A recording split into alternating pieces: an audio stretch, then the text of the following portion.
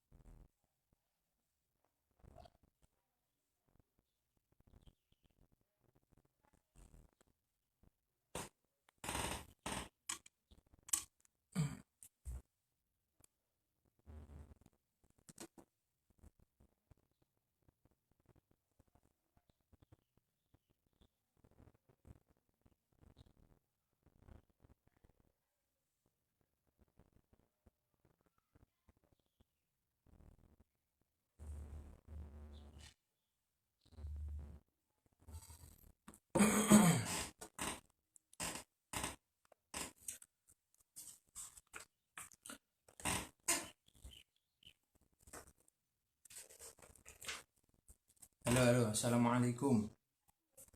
Eh, halo.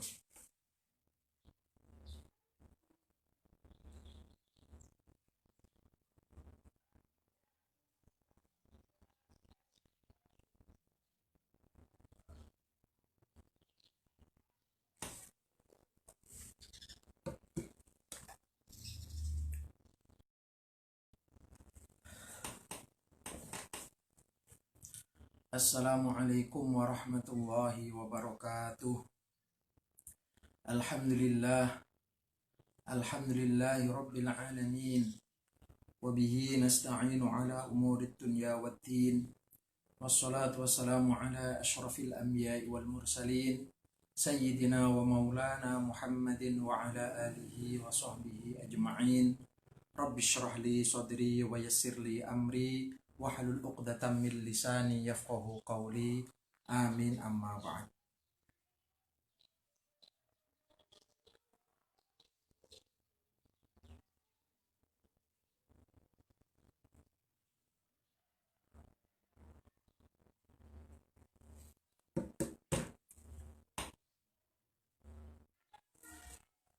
Kaum muslimin dan muslimat yang dimuliakan oleh Allah Subhanahu wa taala. Alhamdulillahirabbil alamin. Puji syukur kita rafakkan kehadrat Allah Subhanahu wa taala karena pada kesempatan pagi ini kita dapat kembali berjumpa melalui media Facebook atau live streaming. Dan insya Allah pada kesempatan pagi ini kita akan membincangkan hal-hal yang berkaitan dengan salah satu rukun iman, yaitu mengimani Rasul-Rasul Allah atau Nabi-Nabi Allah sesuai dengan buku yang mungkin tuan-tuan atau puan-puan atau kaum muslimin muslimat telah memilikinya, atau yang tak memiliki bolehlah sekedar untuk mendengarkan ilmu atau kajian yang insya Allah akan saya sampaikan pada pagi hari ini. Dan selama kita akan membincangkan hal-hal yang berkaitan dengan Nabi dan Rasul sesuai dengan tajuk dalam buku yang telah dicetak oleh ARG, diterbitkan oleh ARG. Oke, kaum muslimin dan muslimat yang berbahagia dan dimuliakan oleh Allah Subhanahu wa taala. Buku ini yang sebenar sudah lama dan sudah beberapa kali kita daurahkan dekat Malaysia, sama ada di JB, di Johor, atau di Negeri Sembilan, ataupun di di negeri-negeri yang lain. Tapi karena ada uzur, kita beberapa hari mesti jual datang ke sana, karena ini kita sedang diuji oleh Allah Subhanahu wa taala dengan mewabahnya virus corona, sehingga hanya dapat berjumpa melalui media Facebook atau live streaming saja. Tetapi insya Allah kita akan menyampaikan beberapa kajian ilmu yang insya Allah manfaat untuk kita semua. Amin Allahumma amin. Baik kaum muslimin dan muslimat, kawan-kawan semuanya yang dimuliakan dan dirahmati oleh Allah Subhanahu wa taala, kita boleh mulakan kajian ini daripada muka surat 2, yaitu tentang definisi Nabi dan Rasul. Ada beberapa pendapat ulama kaitan dengan definisi atau ta'rif daripada Nabi dan Rasul. Yang populer ada dua. Dan ini yang akan saya sampaikan dalam kesempatan ini, dan ini juga yang saya catat dalam buku ini. Yang pertama, ini menurut jumhur ulama. Ini yang pertama adalah menurut jumhur ulama bahwa Nabi dan Rasul ada memiliki definisi masing-masing. Ya, ini definisi pertama. Definisi yang kedua juga, Nabi dan Rasul memiliki definisi masing-masing. Ya, definisi masing. Akan tetapi memiliki pendapat yang pertama ini berbeza dengan pendapat yang kedua. Dan kita akan sampaikan dua pendapat ini untuk menambah hasanah pemahaman kita tentang tentang Nabi dan Rasul ini. Oke, pendapat majority, dan ini adalah pendapat yang populer yang ramai atau banyak tercatat di dalam kitab-kitab ulama-ulama kita. Ketika kita membaca contoh misalkan Fathul Qarib, membaca kitab Fathul Mu'in atau Fathul Mu'in, kita akan mendapati pendapat mayoritas ulama ini. Oke. Menurut jumhur ulama, menurut majority ulama, Nabi adalah manusia. Jadi yang bukan manusia ini tak ada Nabi. Tidak ada Nabi yang daripada selain jenis manusia. Nabi itu mesti manusia. Kemudian laki-laki, berjantina laki-laki, tak ada Nabi perempuan. Ini menurut majority ulama. Menurut majority ulama, tidak ada Nabi dari jenis atau jantina perempuan, mesti laki-laki. Kemudian kemudian dia mendapatkan wahyu syariat. Jadi wahyu itu yang sebenarnya ada dua, ada wahyu ilham, ada wahyu syariat. Wahyu Nabi itu mendapatkan wahyu syariat, juga mendapatkan wahyu ilham. Tapi kalau waliullah, dia hanya mendapatkan wahyu ilham, dia tidak mendapatkan wahyu syariat. Sekali lagi, kalau Nabi mendapatkan wahyu syariat, jadi terkait dengan undang-undang syariat, aturan hukum. Yang kedua adalah wahyu ilham. Oke, yang kedua adalah wahyu ilham. Nah, kalau waliullah, dia tidak mendapatkan wahyu syariat, dia hanya mendapatkan wahyu ilham menurut istilah yang digunakan oleh sebagian ulama. Jadi yang membezakan adalah Nabi mendapatkan wahyu syariat juga wahyu ilham, tapi kalau waliullah dia hanya mendapatkan wahyu ilham saja tanpa ada embel-embel wahyu. Tapi sebagian ulama menyebutkan dengan wahyu ilham. Oke. Dan kalau Nabi tidak diperintahkan untuk menyampaikan syariat yang telah dibagikan Allah kepadanya. Sekali lagi, menurut pendapat majoriti adalah mesti. Kemudian dia laki-laki, kemudian dia mendapatkan wahyu syariat, bukan wahyu ilham, wahyu syariat. Kemudian dia tidak mendapatkan titah atau perintah mesti menyampaikan kepada umat. Nah, dia tidak wajib menyampaikan syarat itu kepada umat. Ini definisi Nabi. Kemudian definisi Rasul adalah hampir sama, cuman nanti ada satu yang membezakan antara Nabi dan Rasul. Oke, dia mesti dari jenis manusia, tidak ada selain manusia yang jadi Nabi. Jadi ketika Rasulullah SAW diperintahkan Allah untuk berdakwah ke kaum jin, ke bangsa jin, itu memang jin tidak ada Nabi, tidak ada Rasul. Oke, dia mesti dari manusia. Kemudian dia mesti laki-laki, tidak ada perempuan yang diangkat menjadi Rasulullah, jadi utusannya Allah. Kemudian dia mendapatkan wahyu syariat. Tiga ini masih sama seperti Nabi, Yang membedakan antara Nabi dan Rasul adalah kalau Rasul ada titah, ada perintah secara khas untuk menyampaikan wahyu syariat tersebut kepada umat. Ini yang membedakan antara Nabi dan Rasul. Dengan demikian, kalau kita mengikut pendapat ini, maka Nabi itu hampir sama seperti wali, tapi beda lah, tetap tetap beda. Setinggi-tingginya derajat wali, itu serendah-rendahnya derajat nubuah. Akan tetapi ada persamaan seperti wali dalam arti tidak ada kewajiban mesti menyampaikan wahyu syariat. Nah, oleh karena itu di sini disebutkan dalam kitab dalam kitab Muhdil Muhtaj karangan Imam Khatib Asy-Syirbini, Ar-Rasul akhassu minan nabi. Rasul itu lebih khas, lebih khusus daripada nabi. Fa innahu insanun uhiya ilaihi bi syai'in lil amal wat tabligh. Rasul itu dia diberikan wahyu syariat, ya, untuk diamalkan dan disampaikan, tabligh. Wan nabi faqat, adapun nabi yang bukan seorang rasul, insanun uhiya ilahi bisyai'in, dia mendapatkan wahyu syariat lil amal khassah, untuk diamalkan saja, tidak ada perintah kewajiban mesti menyampaikan kepada umatnya. Itu nabi. Oke, di sini kita sudah mendapatkan titik perbedaan antara nabi dan rasul. Oke, oleh karena itu seluruh nabi 25 yang wajib kita ketahui ini, menurut majoriti ulama ini semua adalah rasul, nabi dan juga rasul. Jadi boleh kita sebut 25 nabi, 25 rasul. Boleh.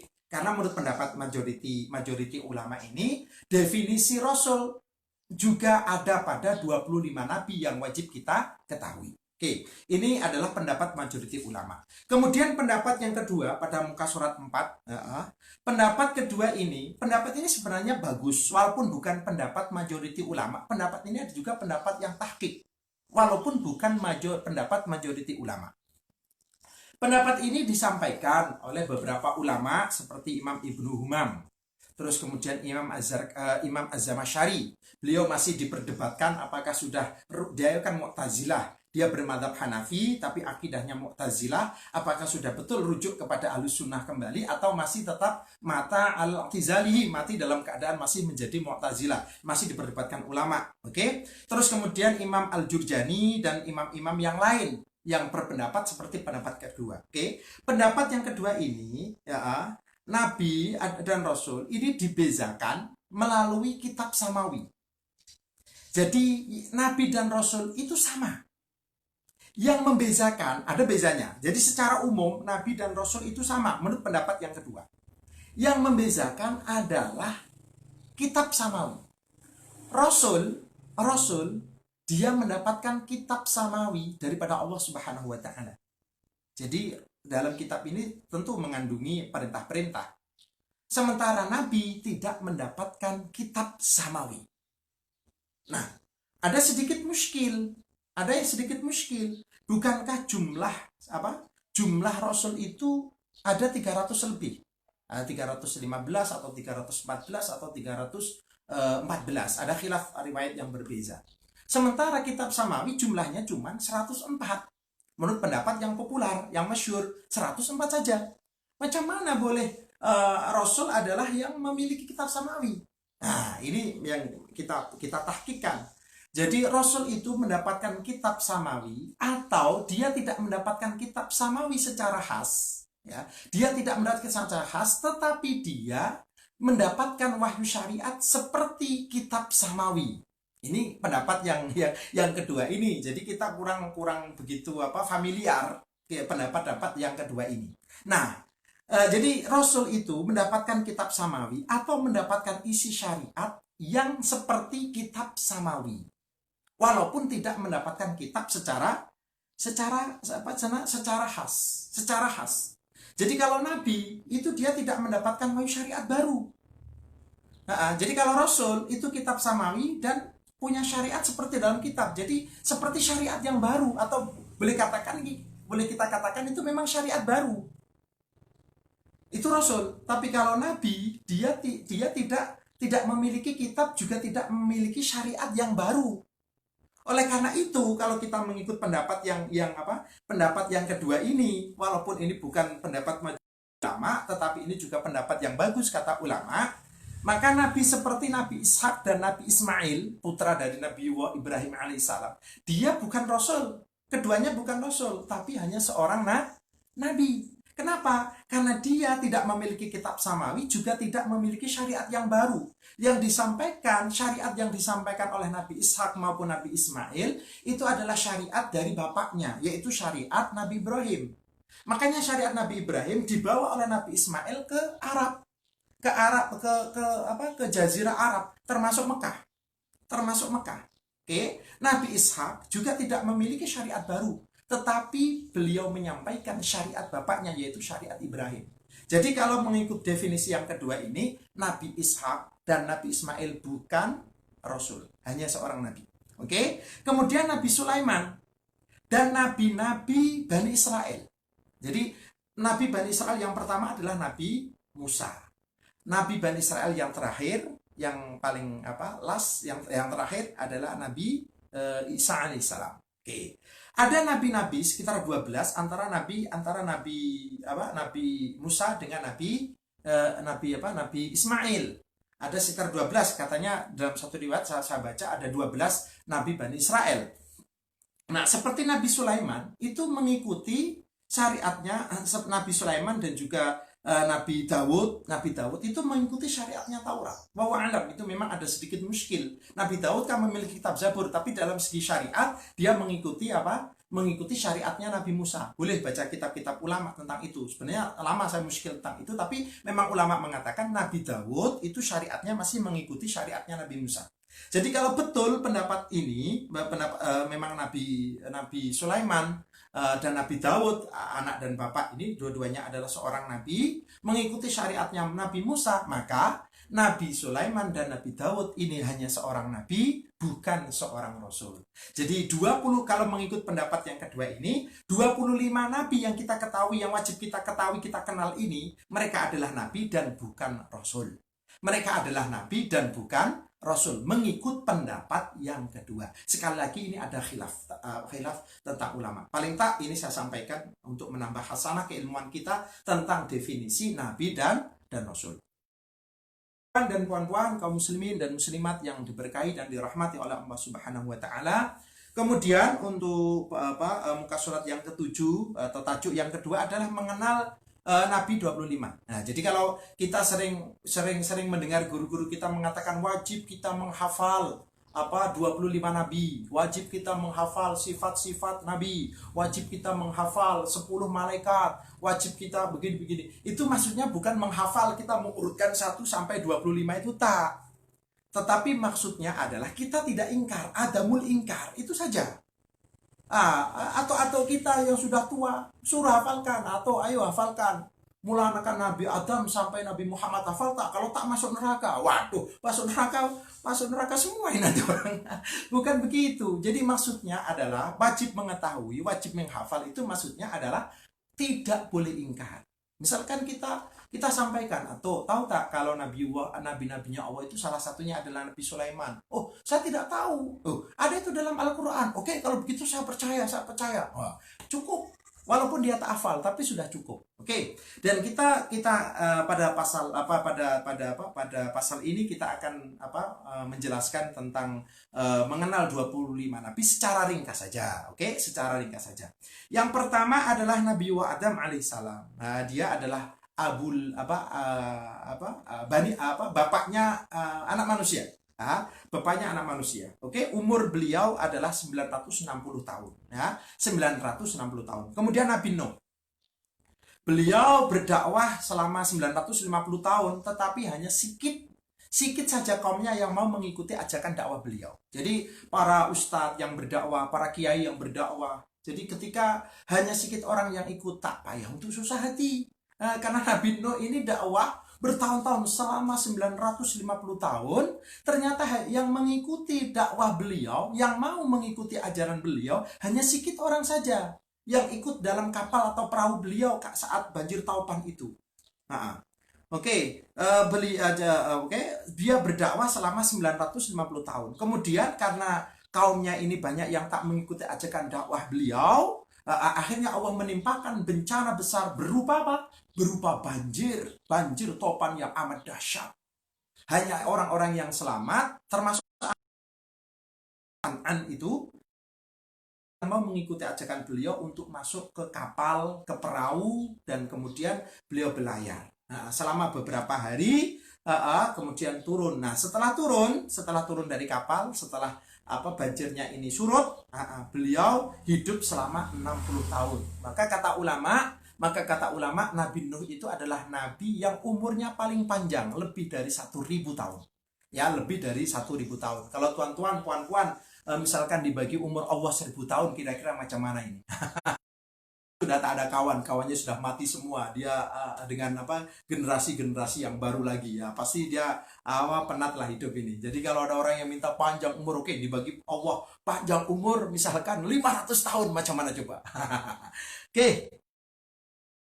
Juga mendapatkan julukan Adam kedua. Oke, disebut dengan Adam kedua karena kita umat manusia ini pasti keturunan Nabi Nuh. Kenapa demikian? Karena umat Nabi Nuh yang mengikuti dakwah beliau yang mau masuk ke dalam kapal itu, setelah turun ternyata semuanya tidak ada yang punya keturunan.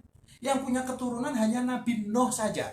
Yang punya keturunan Nabi Nuh saja. Makanya Nabi Nuh itu disebut sebagai Adam yang kedua. Oke? Jadi kalau saya cakap, saya ini keturunan Nabi Nuh, betul, karena semua anak manusia itu pasti keturunan Nabi Nuh. Oke, kemudian yang ketiga adalah Nabi Idris. Beliau adalah Nabi yang hingga kini masih hidup.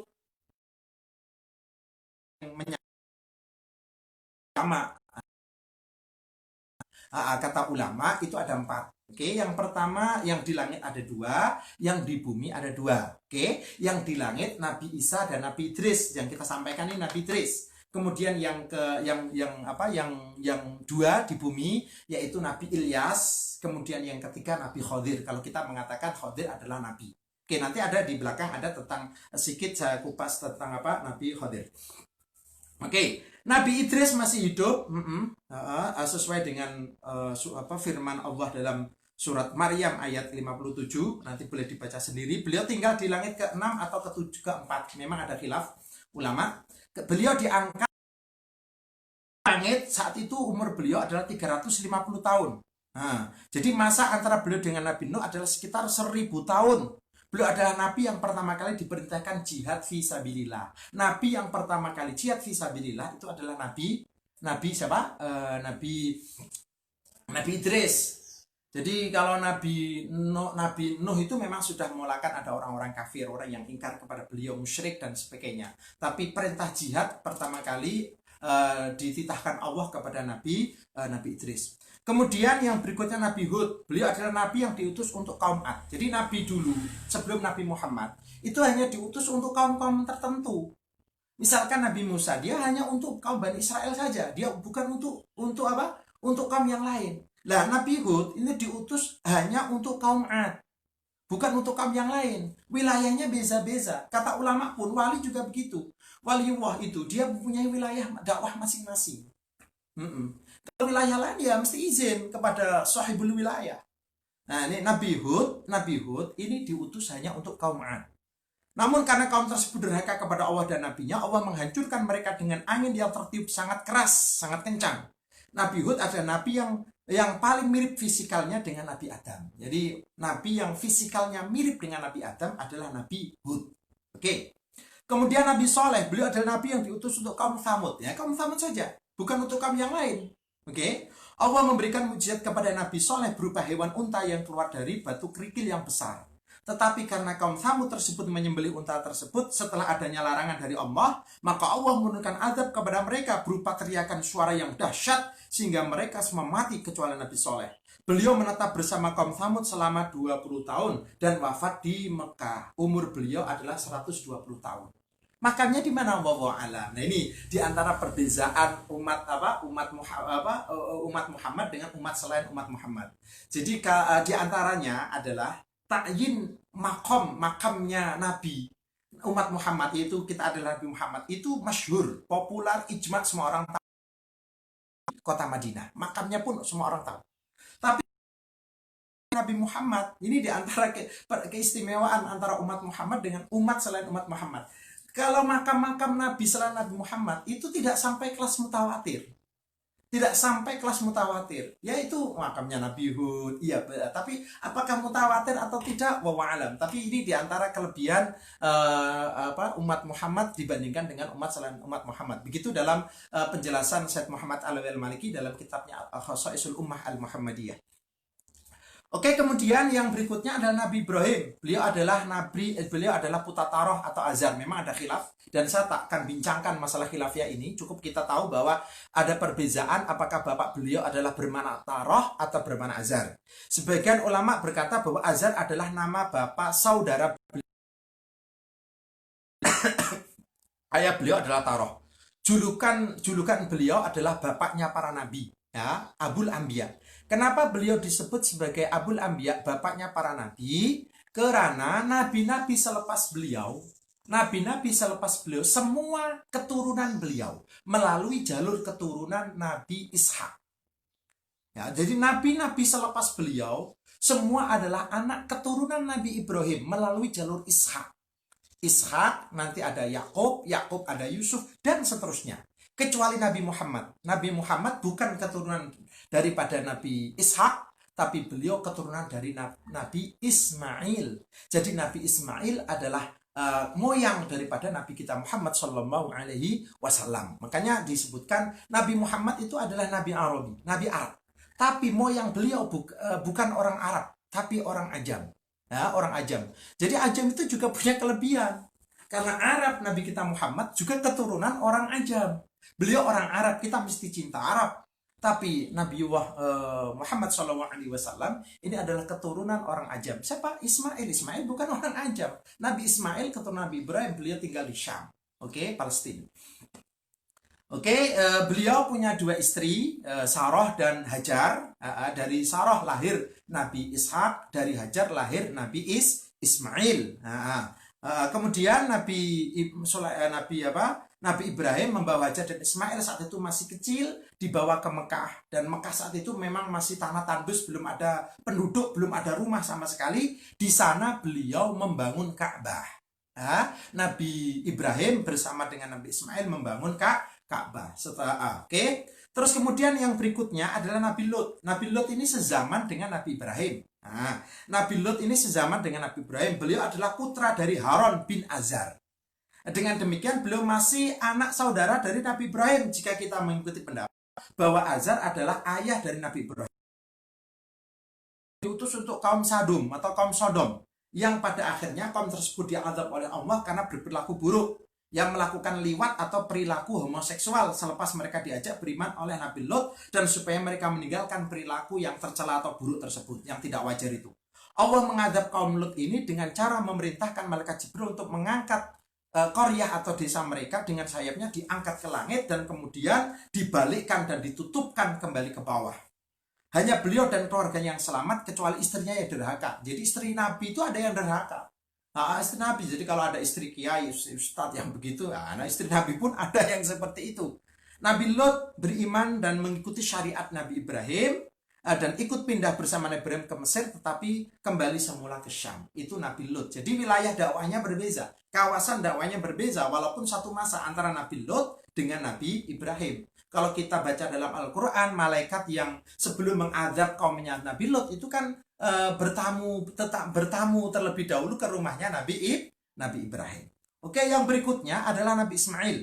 Beliau adalah nabi putra Nabi Ibrahim yang pernah hendak disembelih. Ini pendapat yang masyhur. Nah, kita mesti kita kena paham bahwa sebenarnya memang ulama berbeza pendapat tentang siapakah yang sebenar yang disembelih oleh Nabiullah Ibrahim alaihissalam.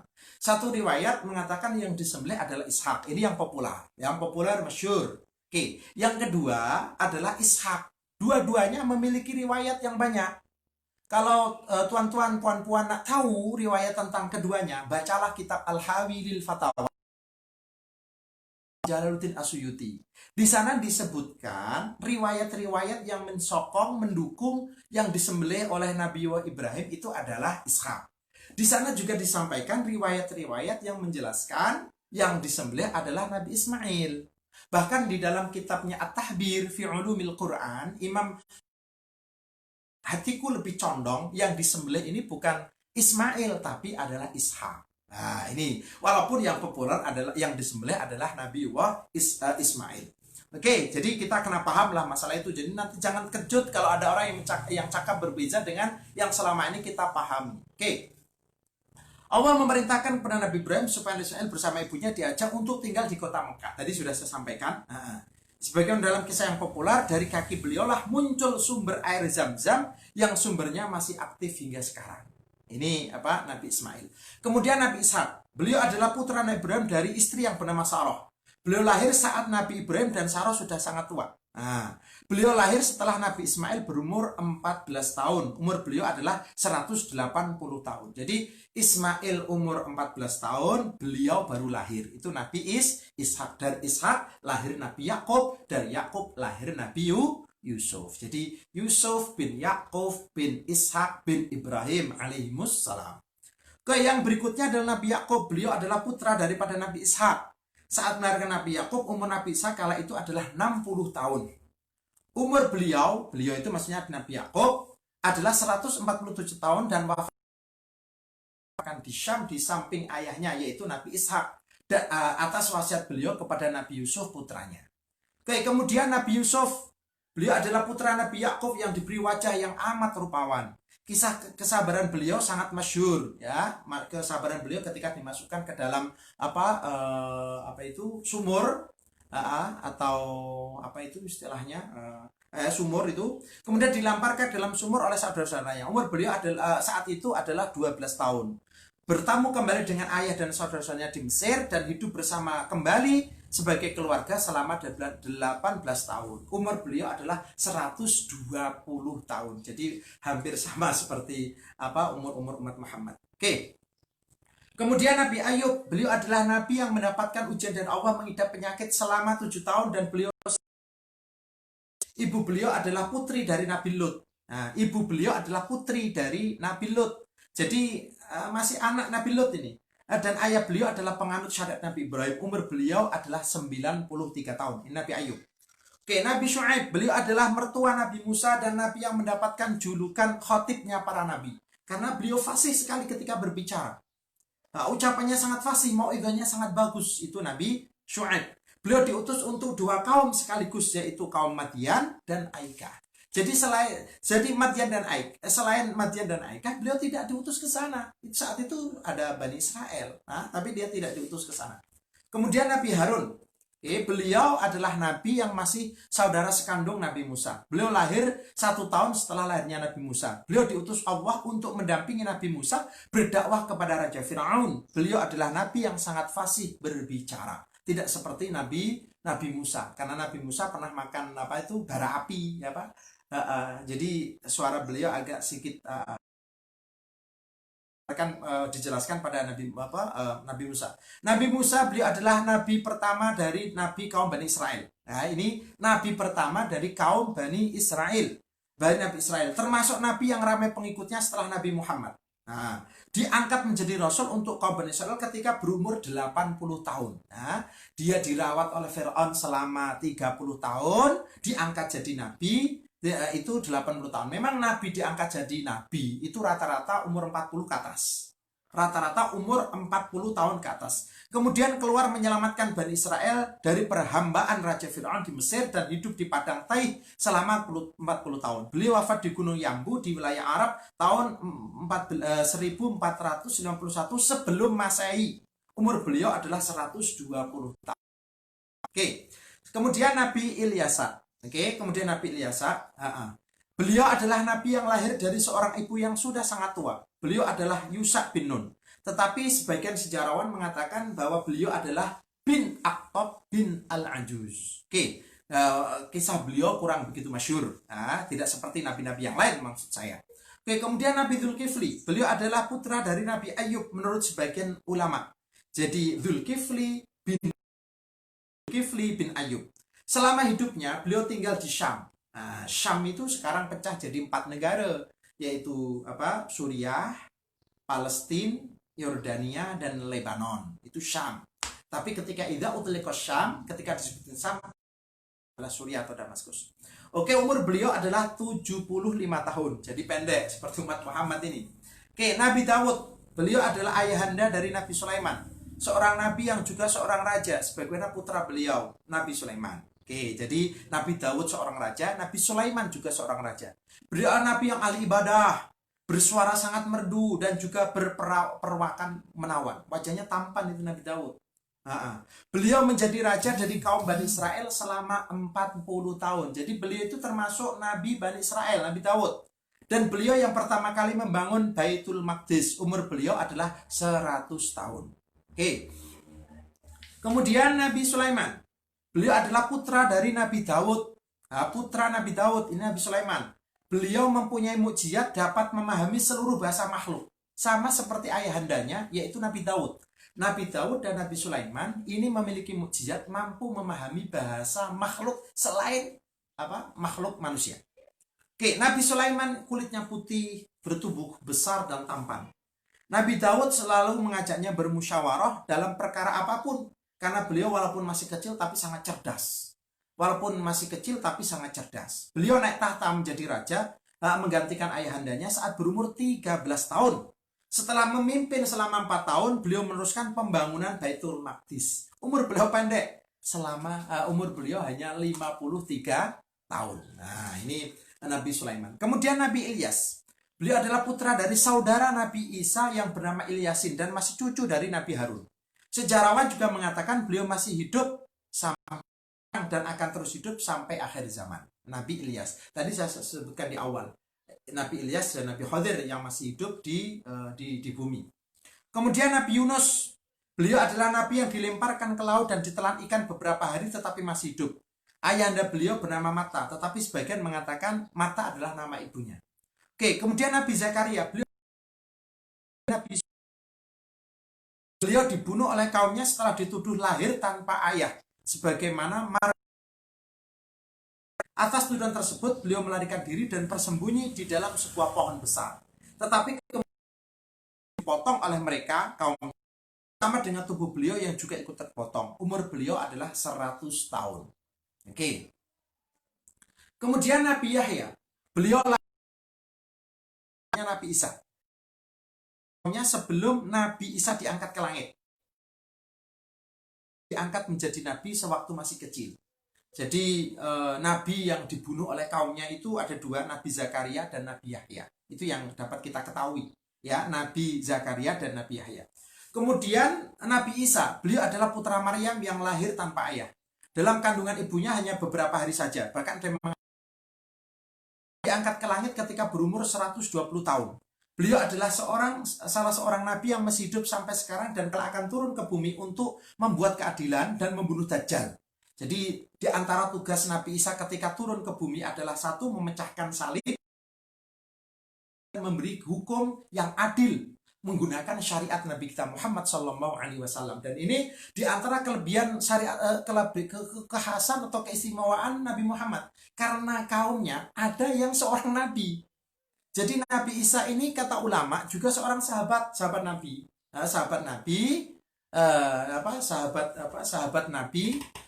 Beliau sahabat Nabi juga umat Muhammad.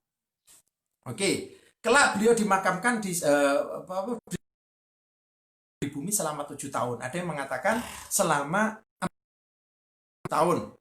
Oke, masa antara Nabi Isa kelak beliau dimakamkan di samping makam Nabi Muhammad. Masa antara Nabi Isa dengan Nabi Adam adalah sekitar 4004 tahun.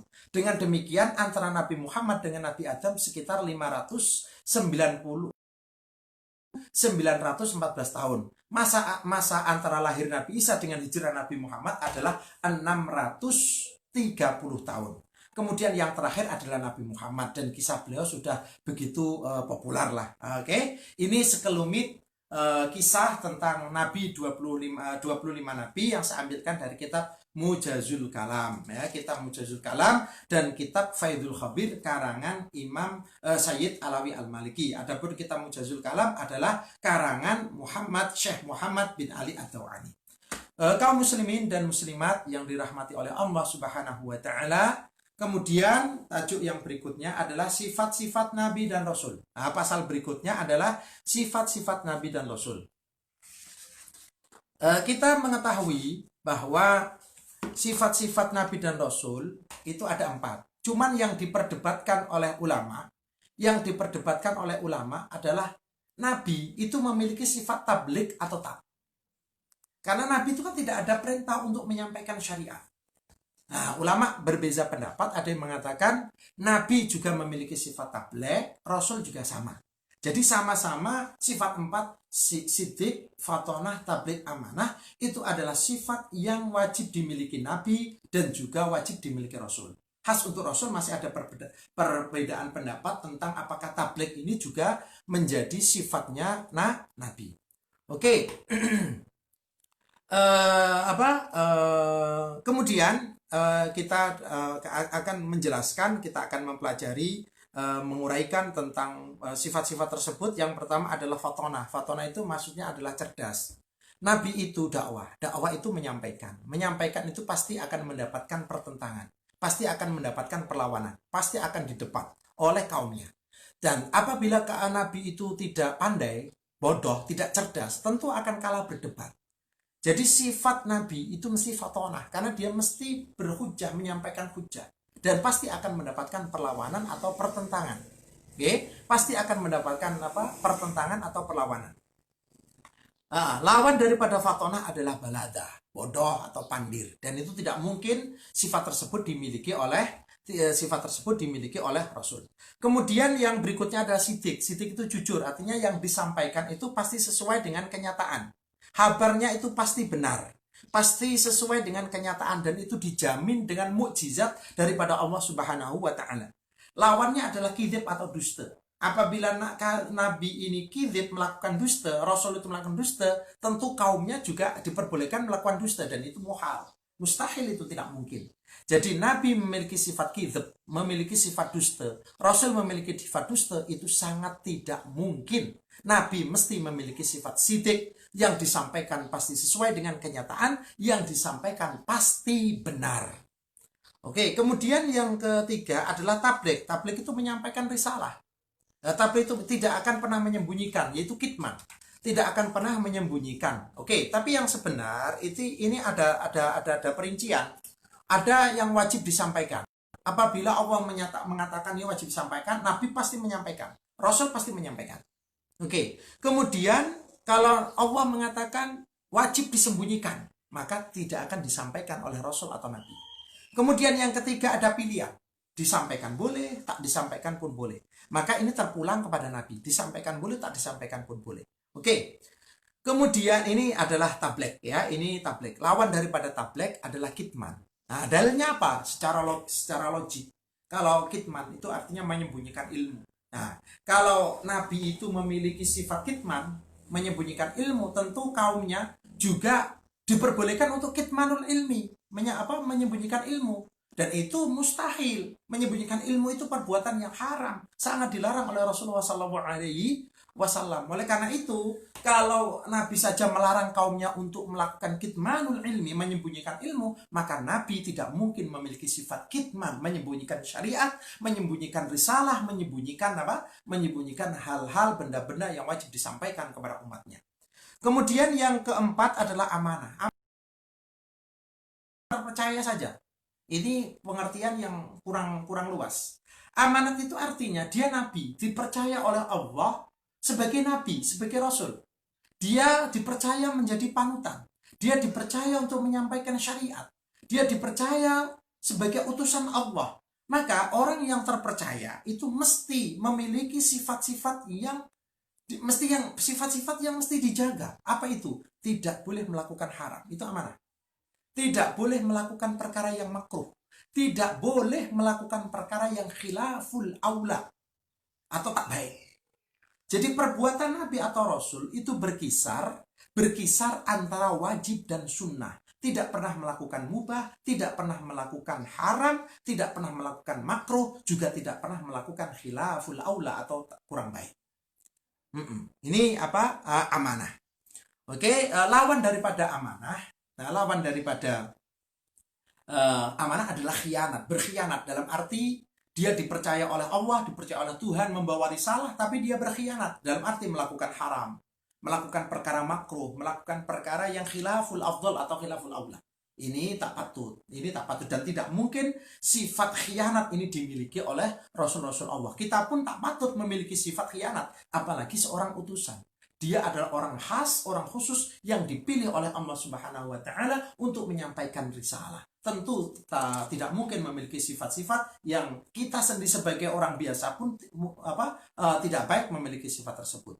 Oke, kaum muslimin dan muslimat yang dirahmati oleh Allah Subhanahu wa Ta'ala. Kemudian pasal berikutnya adalah siapakah Nabi Ulil Azmi. Jadi kita mengetahui Nabi Muhammad adalah Nabi yang terbaik, yang Rasul, tapi manusia yang terbaik. Bahkan bukan hanya manusia terbaik, tapi makhluk Allah yang terbaik. Bukan sekedar manusia terbaik, tapi manusia terbaik, Nabi terbaik, juga makhluk Allah yang terbaik. Jadi kalau manusia yang terbaik adalah Nabi. Nabi yang terbaik adalah Nabi yang juga seorang Rasul. Rasul yang terbaik adalah Nabi yang mendapatkan julukan Ulil Azmi. Nabi Ulil Azmi, Rasul Ulil Azmi yang terbaik adalah Nabi kita Muhammad Sallallahu Alaihi Wasallam. Kemudian kenapa mereka mendapatkan julukan Ulil Azmi? Ya, memang ada perbedaan pendapat. Kenapa mendapatkan julukan Ulil Azmi? Satu yang confirm, yang pasti, Ulil Azmi ini disebutkan di dalam Al-Quran, surat Al-Ahqaf, ayat 35, Fasbir, kama sabara ulul azmi minar rusul. Bersabarlah engkau Muhammad, sebagaimana Ulil Azmi, Rasul, dari kalangan Rasul yang juga memiliki kesabaran. Jadi Ulil Azmi adalah Nabi atau Rasul yang teguh, kuat daripada ujian dan balak besar yang diberikan Allah kepada mereka. Atau ini ada maksud pendapat lain yang mengatakan bahwa Ulil Azmi adalah Nabi yang memiliki pendapat yang gigih dan sabar atas tomahan para kaum-kaum pencela. Hanya saja ulama masih berbeda pendapat, jumlahnya ada berapa. Ada yang mengatakan 12, ada yang mengatakan 5. Tapi yang masyhur, jumlah Ulil Azmi ini ada 5. Siapakah mereka? Satu, Nabi Muhammad, Nabi kita. Kemudian yang kedua adalah Nabi Nuh. Kemudian yang ketiga adalah Nabi Musa. Kemudian yang keempat adalah Nabi Isa. Kemudian yang kelima adalah Nabi Ibrahim alaihimussalam. Mereka adalah nabi-nabi yang memiliki syariat, ashabus syara'i. Nabi Nuh sabar disakiti kaumnya, termasuk pernah dipukuli kaumnya sendiri hingga tak sadarkan diri. Nabi Nuh. Nabi Ibrahim pernah dibakar oleh kaumnya, bahkan mendapatkan perintah Allah untuk menyembelih putranya. Macam mana coba? Boleh kita bayangkan. Punya putra, lama tak punya putra suruh sembelih. Ini kalau kita tidak punya kesabaran, Nabi Ibrahim tidak punya kesabaran level atas, tingkat tinggi, tentu beliau akan mengingkari perintah tersebut. Kemudian Nabi Musa sabar atas kegigihan beliau melawan dan membawa kaum Bani Israel, melawan Fir'aun, membawa Bani Israel dari perhambaan Raja Fir'aun. Kemudian Nabi Isa sabar. Kenapa? Kata ulama, karena beliau ini tidak punya rumah. Jadi orang yang tak punya rumah, sabarlah. Karena Nabi Isa juga tidak punya rumah. Hidup beliau itu berpindah-pindah dari satu tempat ke tempat yang lain.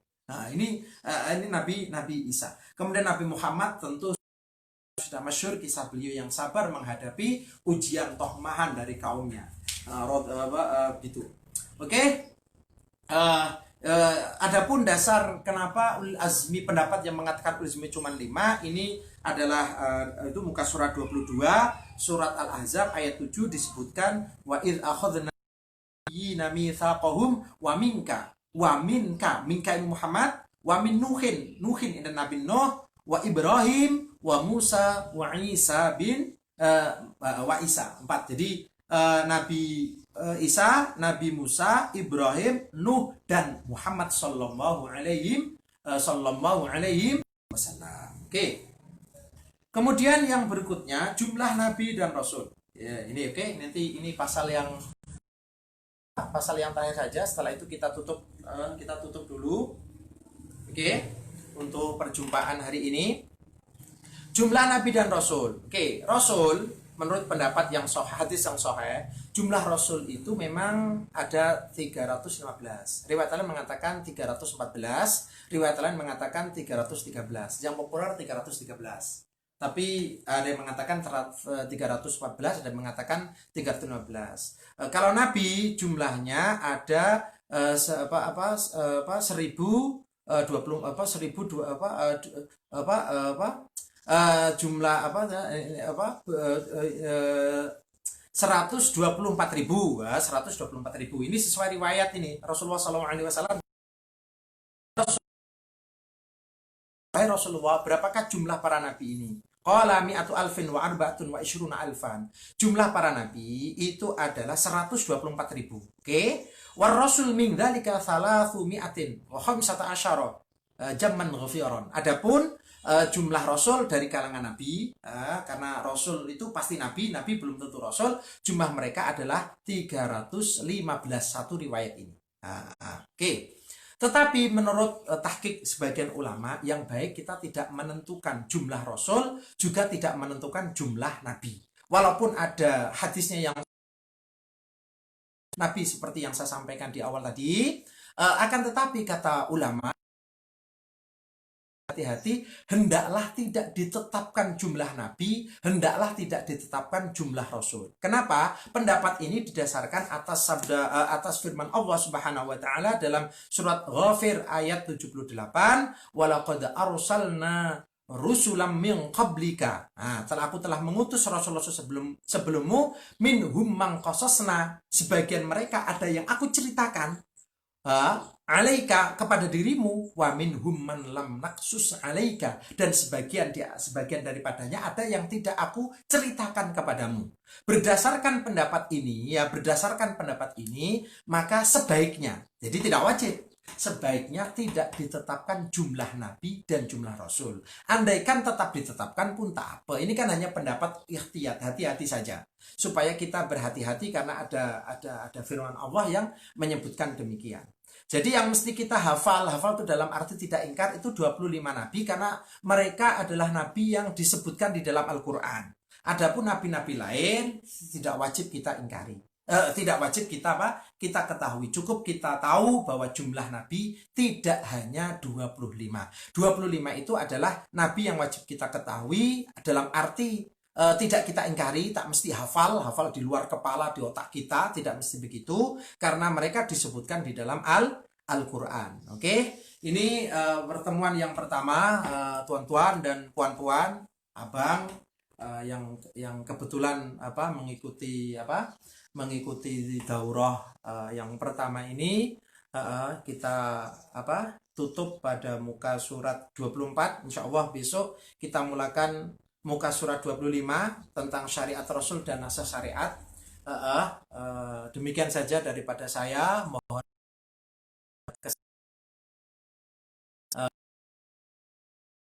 akhirul kalam. Wassalamualaikum warahmatullahi wabarakatuh.